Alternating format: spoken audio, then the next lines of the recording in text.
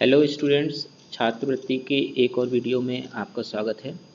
ये वीडियो विशेषकर first year में प्रवेश लेने वाले स्टूडेंट्स के लिए बनाया गया है या जो student fresh application form fill कर रहे हैं उनके लिए बनाया गया है। ओके, तो इस वीडियो में बताया जाएगा कि फ्रेश एप्लीकेशन कैसे किया जाए और किन किन बातों का विशेष ध्यान रखना है। तो छात्रवृत्ति फॉर्म अप्लाई करने के लिए सबसे पहले आपको वेब ब्राउज़र में जाकर scholarship.up.gov.in पर जाना है। जैसे ही आप जाएंगे तो छात्रवृत्ति की वेबसाइट ओपन हो जाएगी। छात्रवृत्ति की वेबसाइट ओपन होने के बाद आपको ये स्टूडेंट सेक्शन में जाना है। स्टूडेंट सेक्शन में जैसे ही आप जाएंगे तो आपको 3 ऑप्शन दिखेंगे। इसमें सबसे ऊपर वाला जो ऑप्शन है रजिस्ट्रेशन, इस रजिस्ट्रेशन पर आपको क्लिक करना है। जैसे ही आप रजिस्ट्रेशन पर क्लिक करेंगे आपका रजिस्ट्रेशन फॉर्म ओपन हो जाएगा। तो रजिस्ट्रेशन फॉर्म में ये कैटेगरी हैं, हर कैटेगरी के लिए अलग से रजिस्ट्रेशन फॉर्म है। जैसे ये पहला ब्लॉक जो बना हुआ है वो SC ST जनरल कैटेगरी के लिए, दूसरा ब्लॉक OBC कैटेगरी के लिए, तीसरा ब्लॉक है अल्पसंख्यक माइनॉरिटी कैटेगरी के लिए। ठीक है, तो आप जिस वर्ग से भी संबंधित रखते हैं आपको उस वर्ग में जाकर ये तीसरा जो ऑप्शन है post matric other than intermediate, देखिए ये वाला ऑप्शन तीनों में ही है, post matric other than intermediate, post matric other than intermediate, इस पर आपको क्लिक करना है। ओके, एक बात मैं और बता देता हूँ यहाँ पर कि जो भी मुस्लिम, सिख, ईसाई, बौद्ध, जैन, पारसी इस वर्ग के लोग हैं ये सभी लोग अल्पसंख्यक में आवेदन करेंगे। ये तीसरे ब्लॉक में कई बार देखा गया है कि जो मुस्लिम्स में OBC होते हैं वो पिछड़ा वर्ग में अप्लाई कर दे रहे हैं, इस वजह से उनका स्कॉलरशिप कैंसिल कर दिया जाता है। तो अगर आप मुस्लिम, सिख, ईसाई, बौद्ध, जैन, पारसी इन धर्म से संबंध रखते हैं तो आपको माइनॉरिटी कैटेगरी में फॉर्म अप्लाई करना है, ना कि OBC में। ओके, सो आप जैसे आप मान लीजिए पिछड़ा वर्ग के हैं, आप जैसे ही post matric other than intermediate पर क्लिक करेंगे तो आपके सामने ये रजिस्ट्रेशन फॉर्म ओपन हो जाएगा। ओके, सो ये फॉर्म में क्या क्या है ये क्विकली देख लेते हैं। सबसे पहले देखिए कि ज़िला जहाँ पर आप अध्ययनरत हैं, तो आपका कॉलेज जहाँ पर भी है वो ज़िला डाल दीजिए। जैसे मैंने यहाँ ललितपुर डाल दिया। इसके बाद आप अपने कॉलेज का नाम चुन लेंगे यहाँ पे कि किस कॉलेज में आप पढ़ते हैं। जाति वर्ग आप यहाँ पर मेंशन कर देंगे, धर्म, ये सब काफ़ी नॉर्मल चीज़ हैं, ये आप फिल कर लेंगे। लेकिन एक बात हमेशा ध्यान रखिएगा कि आप जो भी आप अपना पर्सनल डेटा फिल करें वो हाई स्कूल के प्रमाण पत्र के आधार पर करें। हाई स्कूल के प्रमाण पत्र से अगर आपने एक अक्षर भी गलत कर दिया या आपने स्पेस भी गलत कर दिया या डॉट लगा दिया तो आपकी छात्रवृत्ति रुक जाएगी। ओके, तो ये सारा डेटा, नॉर्मल डेटा जो है ये आप हाई स्कूल की मार्कशीट से भर दें। यहाँ पर एक इम्पॉर्टेंट चीज़ आती है 13वें नंबर पॉइंट पे जो लिखा हुआ है हाई स्कूल बोर्ड का अनुक्रमांक।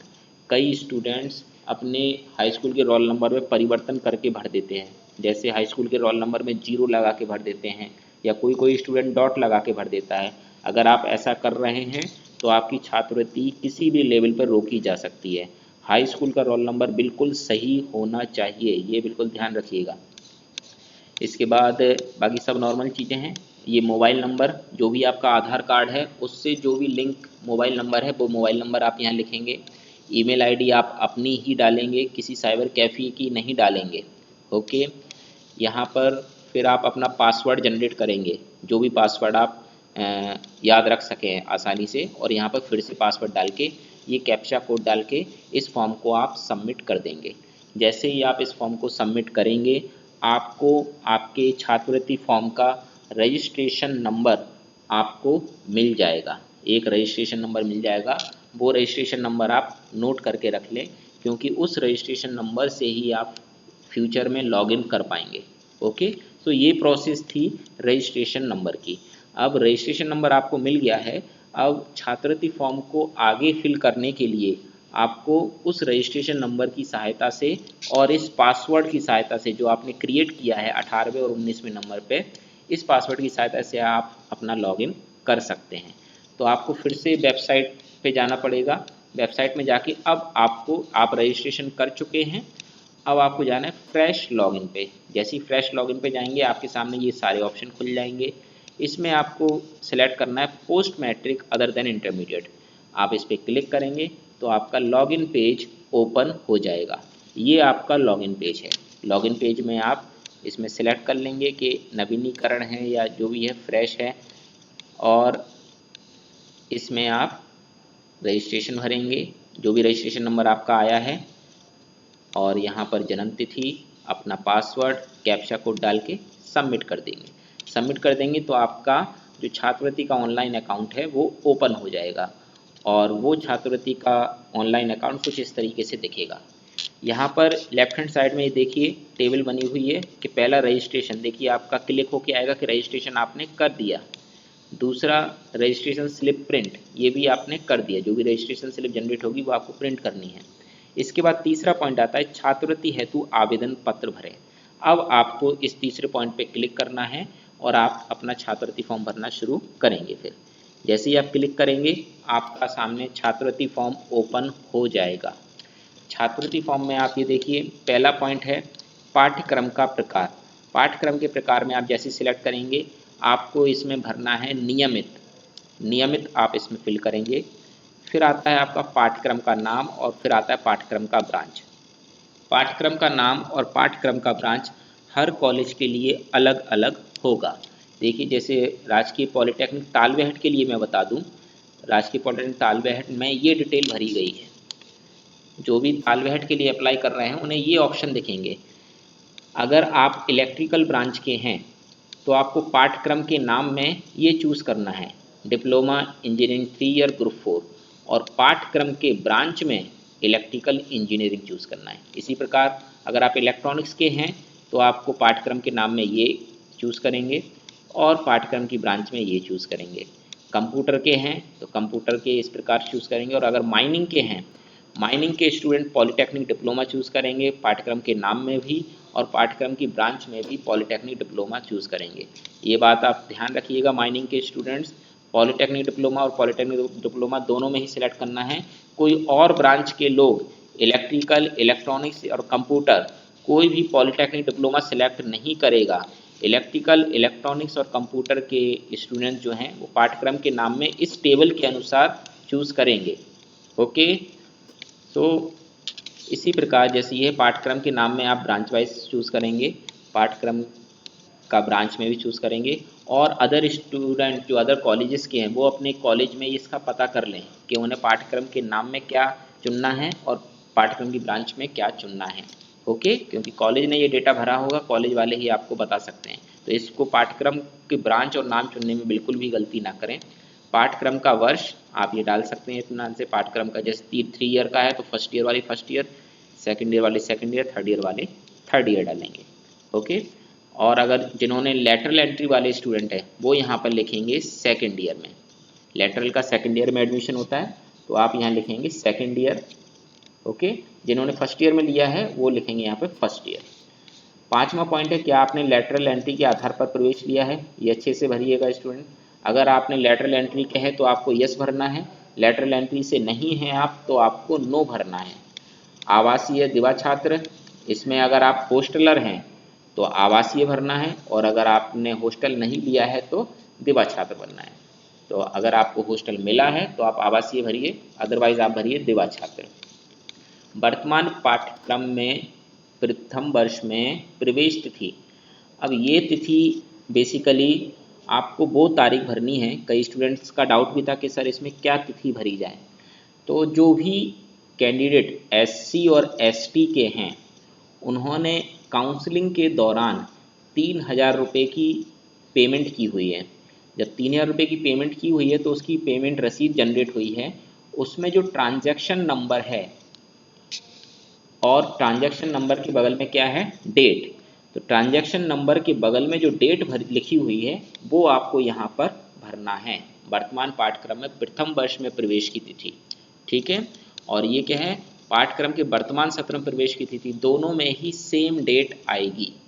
ओके, फिर से मैं बोल रहा हूँ, अगर आप SC ST कैंडिडेट्स के हैं तो आपने जो 3000 की फ़ीस जमा की है ऑनलाइन, 3000 की फ़ीस में ट्रांजैक्शन ID के बगल में डेट लिखी होगी, वो डेट आपको फिल करनी है 7वें और 8वें पॉइंट्स में।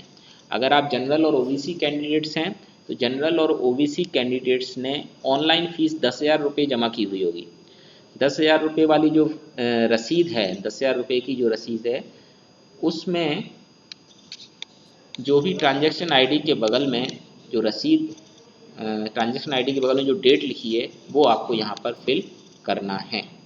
ओके, ये मैं आपको एक डेमो बता देता हूँ। जैसे ये जो रसीद है ये SC ST कैंडिडेट्स को मिल रही है ये रसीद। अब SC ST कैंडिडेट ने ये 3,000 की रसीद जमा की है। 3,000 की रसीद के सामने ये डेट लिखी हुई है, तो 19/9/2021 ये डेट आप भरेंगे दोनों ही कॉलम में, ठीक है। और अगर आप जनरल और ओबीसी कैंडिडेट्स हैं तो जनरल और ओबीसी कैंडिडेट ने ये जो फीस भरी हुई है 10,455 रुपये, ठीक है, इसके सामने देखिए ये डेट लिखी हुई है, इसमें लिखी हुई है 29/9/21, तो आप ये डेट भरेंगे। ओके, तो ये डेट है एडमिशन डेट या वर्तमान सत्र में प्रवेश की तिथि। और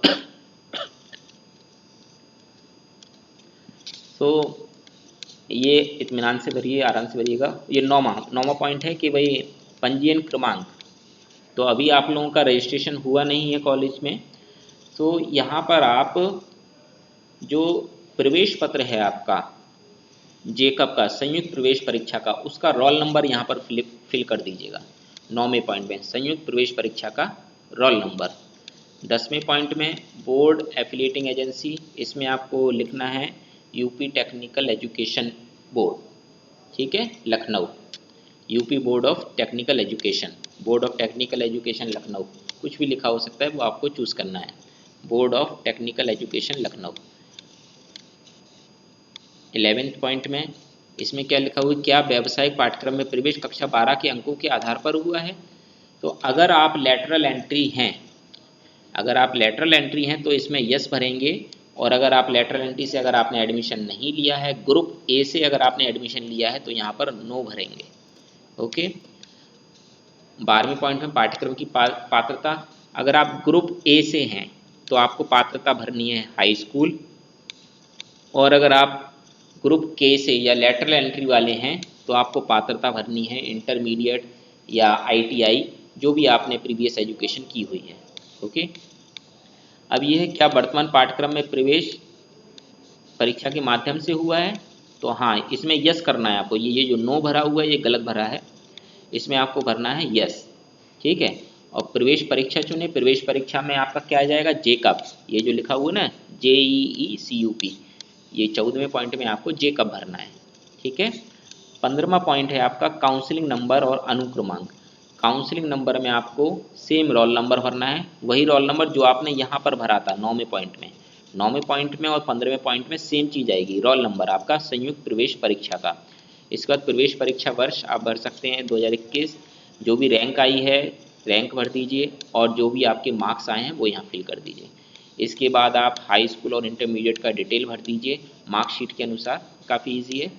और अगर हाई स्कूल इंटर के अलावा भी अगर आपने कोई एजुकेशन की है, जैसे आपने BA या BSc या कुछ और भी किया है, तो ऐड न्यू रो पे क्लिक करके आप उसका भी डिटेल भर सकते हैं। आपको अपनी पूरी एजुकेशन भरनी है, कोई भी एजुकेशन आपको हाइड नहीं करनी है। ओके, और ये पूरा डिटेल भर के आप सबमिट कर दीजिए। सबमिट करने के बाद आपके सामने नया पेज ये ओपन हो जाएगा, इसमें आपको अपना निजी विवरण भरना है।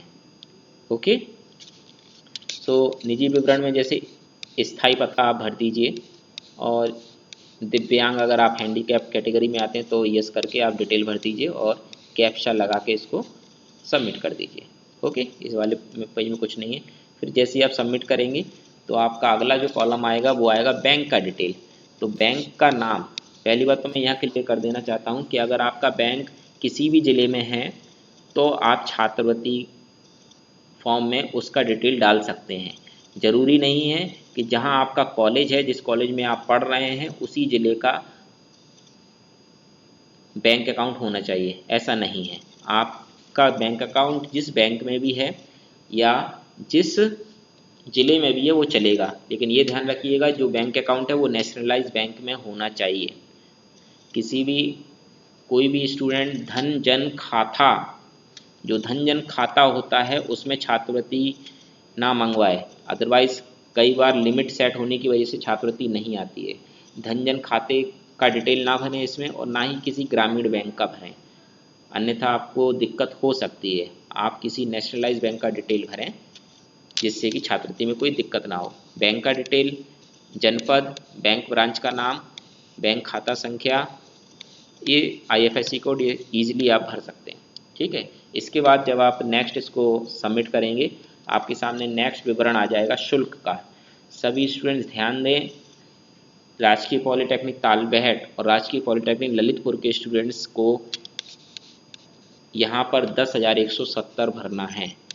अन्य कॉलेजेस के लिए ये डेटा अलग हो सकता है, तो अगर किसी अन्य कॉलेज के स्टूडेंट इस वीडियो को देख रहे हैं तो इस जगह आप अपने कंसर्न छात्रवृत्ति नोडल अधिकारी से बात करके ही ये डेटा भरें, क्योंकि जो कॉलेज द्वारा फीड किया गया है वही आपको भरना है। कुछ भी डिफरेंस होने पर छात्रवृत्ति आने में दिक्कत हो सकती है।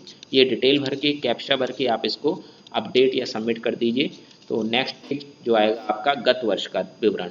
गत वर्ष का विवरण बहुत ही सतर्कता से भरें, क्योंकि ये विवरण ऑनलाइन मैच किया जाता है। अगर आपने अपनी मार्कशीट का डिटेल चेंज कर दिया तो वो स्कॉलरशिप पोर्टल पे चेक हो जाता है और आपका डाउट केस में छात्रवृत्ति फॉर्म डाल दिया जाता है। तो गत वर्ष का रिजल्ट का मतलब ये है कि आपने 2021 में कौन सी परीक्षा पास की है। 2021 में अगर आपका गैप था तो 2020 में आपने कौन सी परीक्षा पास की है, वो विवरण इसमें भरना है। मान लीजिए आपने पिछले साल इंटर की परीक्षा पास की 2021 में, तो आप इसमें पूरा विवरण भरें। पास इसमें भरेंगे परीक्षाफल, पास या फेल। फेल है तो फेल भरिए, ठीक है, पास है तो पास भरिए।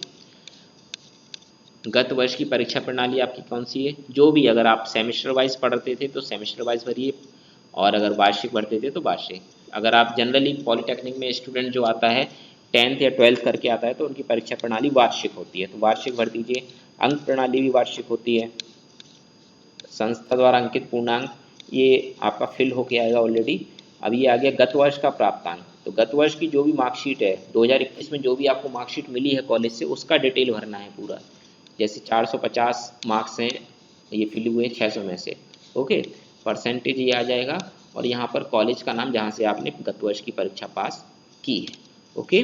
सो इतना करने के बाद जैसे आप सबमिट करेंगे तो आपके सामने ये विंडो ओपन होके आएगा। इसमें लिखा हुआ है आपका आवेदन पत्र की प्रविष्टियाँ सफलतापूर्वक भरी गई हैं। आवेदन पत्र को पूर्ण करने के लिए अगला चरण फ़ोटो अपलोड है। बिना फ़ोटो के आवेदन पूर्ण नहीं माना जाएगा, ओके। तो अब आपको फिर से वेबसाइट पर जाके आपको फिर से लॉगिन करना है, और फिर से लॉगिन जब आप कर लेंगे तब आपके सामने ये विंडो ओपन हो जाएगा। इस विंडो में देखिए, पहले आपने ध्यान दिया होगा 2 आइटम क्लिक होके आ रहे थे, अब तीसरा भी आइटम क्लिक होके आ रहा है। छात्रवृत्ति हेतु आवेदन पत्र भरे, ये आपने भर लिया है। अगला कॉलम क्या है, फ़ोटो अपलोड करें। फ़ोटो अपलोड पे आप क्लिक कीजिए तो आपके सामने ये फॉर्म ओपन हो जाएगा। यहाँ आपका बेसिकली डिटेल होगा और यहाँ पर आप इसको फ़ोटो चूज़ कीजिए। फ़ोटो आपकी 20 KB से ज़्यादा नहीं होनी चाहिए। जैसे आप चूज़ करेंगे और फ़ोटो को अपलोड करेंगे, फ़ोटो अपलोड हो जाएगी, ओके। फ़ोटो अपलोड होने के बाद आपको फ़ोटो अपलोड के सामने भी क्लिक होके आ जाएगा, ओके। अब आपने जो भी डिटेल भरी है, अगर आप उसको कुछ संशोधित करना चाहते हैं तो आप आवेदन पत्र को संशोधित कर पे क्लिक करके आप उसको संशोधित कर सकते हैं। अगर आपके अकॉर्डिंग सारी डेटा सही भरा हुआ है तो आपका अगला पॉइंट है आय और जाति प्रमाणीकरण हेतु। आय और जाति प्रमाण पत्र का डिटेल भरें। आय और जाति प्रमाण पत्र के लिए मैं आपको बता दूं कि आय प्रमाण पत्र सभी फर्स्ट ईयर के स्टूडेंट्स इसी वर्ष का लगाएं। अगर आपका पिछले वर्ष का आय प्रमाण पत्र है आपके पास तो वो ना लगाएं, इस बार नया बनवाएं और वही लगाएं, क्योंकि पॉलिटेक्निक का कोर्स 3 वर्ष का होता है और आय प्रमाण पत्र की वैधता भी 3 वर्ष की होती है।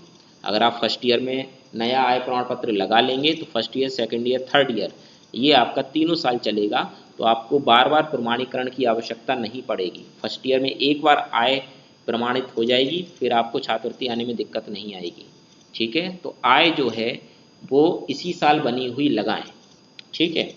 आय और जाति प्रमाणीकरण पे जैसे ही आप क्लिक करेंगे आपके सामने ये डिटेल ओपन हो जाएगी। फिर आपको बेसिकली इसमें आय जाति आय प्रमाण पत्र का डिटेल भरना है, प्रमाणक संख्या और आवेदन फॉर्म, और इसको सबमिट कर देना है। जैसे ही सबमिट करेंगे तो देखिए यहाँ पर ये लिखा आ गया, ई डिस्ट्रिक्ट डाटा से आय प्रमाण पत्र संख्या का मिलान सफल हो गया है। ये आपका सफल हो गया। फिर इसके बाद ये मांगते हैं जाति प्रमाण पत्र की डिटेल। जाति प्रमाण पत्र की डिटेल भर दीजिए और इसको सबमिट कर दीजिए। अगर मिलान हो जाएगा तो ये आपका सबमिट हो जाएगा। और फिर आपका देखिए फिर से आय जाति पर क्लिक होके आने लगा।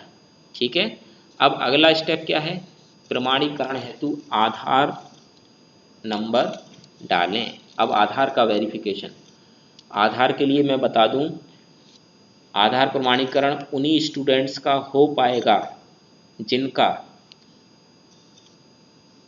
हाई स्कूल की मार्कशीट में नाम और छात्रवृत्ति आवेदन पत्र में नाम और आधार कार्ड में नाम एक जैसा होगा। आपका नाम और आपके पिताजी का नाम एक जैसा चाहिए। किस किस में, हाई स्कूल और छात्रवृत्ति फॉर्म में जो आपने भरा है अपना नाम, और आधार कार्ड में। अगर इसमें स्पेस का भी अंतर हुआ, जैसे राजकुमार है, अगर राजकुमार आपने एक साथ लिखा और राज के बाद स्पेस दे के कुमार बाद में लिख दिया, तो आपका आधार का प्रमाणीकरण नहीं हो पाएगा। ओके, तो जब ये नाम आपके सही हैं तभी आप ये प्रमाणीकरण कर पाएंगे, और अगर प्रमाणीकरण नहीं कर पाए तो आप छात्रवृत्ति फॉर्म भर भी नहीं पाएंगे। इसलिए पहले से ही आपको सूचित किया गया है कि अगर कोई करेक्शन हो किसी भी डॉक्यूमेंट्स में तो आप पहले से करके रखें। आधार कार्ड में तो बिल्कुल सही डेटा होना चाहिए, और जो आधार कार्ड का मोबाइल नंबर है वो चालू होना चाहिए। आधार कार्ड का मोबाइल नंबर अगर चालू नहीं है तो अभी आप वेरीफाई नहीं कर पाएंगे आधार को, आधार का प्रमाणीकरण नहीं कर पाएंगे, क्योंकि उसी नंबर पर OTP आएगा आपका। तो ये सब बातें ध्यान रखनी है। जैसे ही आप आधार प्रमाणीकरण हेतु जाएंगे तो आपके सामने ये पेज ओपन हो जाएगा। यहाँ पर देखिए सबसे ऊपर क्या लिखा आ रहा है, महत्वपूर्ण, आधार डेमोग्राफिक ऑथेंटिकेशन और आधार OTP ऑथेंटिकेशन के बिना छात्र का फॉर्म पूर्ण नहीं माना जाएगा। ये आपको पूर्ण करना ही है। ठीक है, और ये देखिए 3 चांस मिलेंगे आपको ऑथेंटिकेशन के, 3 चांस मिलते हैं। तो आपका जो मोबाइल नंबर आधार कार्ड में लिखा है वो नंबर चालू होना चाहिए, और वो नंबर ऐसी स्थिति में होना चाहिए कि उस पर OTP आ सके। ठीक है, अगर OTP नहीं आ पाई और अगर आप उसको वेरीफाई नहीं कर पाए 3 अटेम्प्ट में, तो ये फिर छात्रवृत्ति भरने में आपको बहुत दिक्कत हो जाएगी। ठीक है, ये डिटेल भर के आप पूरा इसको जस्ट वेरीफाई करेंगे, आप पे OTP आ जाएगा और फिर आपका आधार कार्ड वेरीफाई हो जाएगा। ठीक है, अगर आपका आधार कार्ड वेरीफाई हो जाएगा तो आपके आधार कार्ड पर भी टिक होकर आ जाएगा। जब आपका आधार कार्ड पर टिक होकर आ जाए उसके बाद देखिए ये जो पॉइंट लिखा हुआ है ना, जांच हेतु आवेदन पत्र प्रिंट कराएं, इस पर क्लिक करके आपको प्रिंट निकाल लेना है। ओके, और प्रिंट जब आप निकाल लेंगे, इस प्रिंट के साथ समस्त डॉक्यूमेंट्स आपको लेके आना है जो भी छात्रवृत्ति में आपको लगाए गए हैं, जो नोटिस बोर्ड पे लगे हैं संस्था के, ये सब डॉक्यूमेंट्स अटैच करके आपको संस्था में चेक करवाने के लिए आना है। और संस्था में चेक करने के लिए कब आना है, ये आपकी डेट कॉलेज के व्हाट्सएप ग्रुप पर आपको भेज दी जाएगी। जिस ब्रांच का जो भी टाइम टेबल हो और जो भी शेड्यूल हो उसी दिन आएँ, किसी दूसरे ब्रांच के टाइम टेबल पर ना आएँ। ओके स्टूडेंट्स, तो इस वीडियो में मैंने आपको लगभग सारी चीज़ें कवर कर दी, और अब इसके बाद भी अगर आपका कोई डाउट हो तो आप कंसल्ट कर सकते हैं, व्हाट्सएप पर मैसेज करके कंसल्ट कर सकते हैं। और इससे संबंधित एक जो मैंने बताया है ये सब एक वीडियो के रूप में यूट्यूब चैनल पर भी उपस्थित रहेगा, ये भी आपको शेयर कर दिया जाएगा। यूट्यूब चैनल का नाम है my study my career by DK Verma sir. So आप उसको उस पर भी इस वीडियो को कभी भी देख सकते हैं, कोई भी डाउट क्लियर कर सकते हैं। ओके स्टूडेंट, तो इस वीडियो में बस इतना ही, और इस वीडियो के अनुसार ही आप अपना छात्रवृत्ति फॉर्म भर दें और गलती ना करें कोई भी। Okay students, good bye.